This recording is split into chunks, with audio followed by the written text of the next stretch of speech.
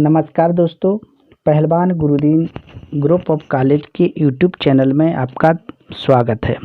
मैं रामलाल रैकवार, प्रवक्ता राजनीति विज्ञान, पहलवान गुरुदीन विधि महाविद्यालय पनारी ललितपुर।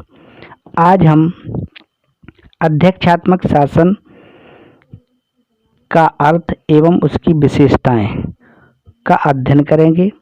अध्यक्षात्मक शासन क्या है, इसके बारे में संपूर्ण जानकारी करेंगे। अध्यक्षात्मक व्यवस्था के अंतर्गत कार्यपालिका व्यवस्थापिका द्वारा निर्वाचित न होकर अन्य किसी प्रकार से निर्वाचित होती है और विधानमंडल के प्रति उत्तरदायी न होकर एक निश्चित अवधि तक शासन का भार संभाले रहती है।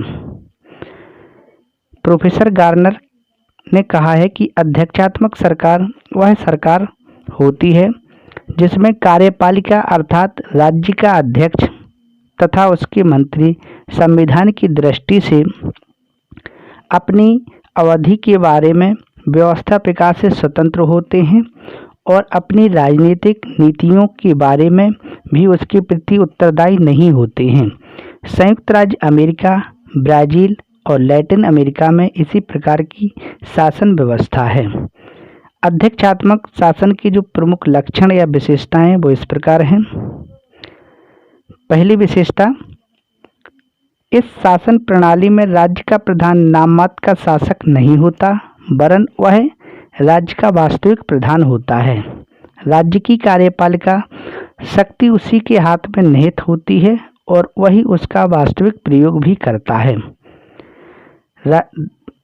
अध्यक्षात्मक सरकार का जो दूसरा लक्षण है, जो प्रमुख विशेषता है, राज्य के प्रधान का कार्यकाल निश्चित होता है।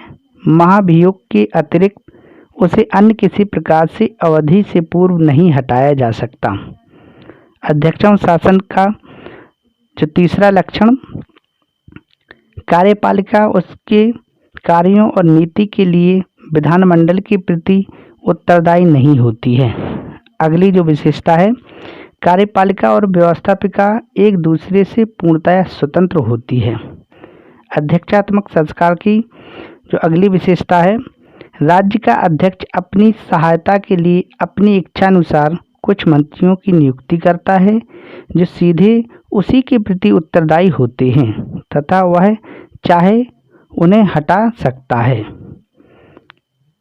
अध्यक्षात्मक शासन की जो अगली विशेषता है, मंत्रीगण व्यवस्थापिका के सदस्य नहीं होते हैं और ना ही वे उसकी कार्यवाही में भाग ले सकते हैं। इस प्रकार अध्यक्षात्मक शासन में कार्यपालिका व्यवस्थापिका के हाथ की कठपुतली नहीं होती है, क्योंकि कार्यपालिका का वास्तविक प्रधान ही शासन का अध्यक्ष होता है तथा शासन की बागडोर उसी के हाथों में होती है। धन्यवाद।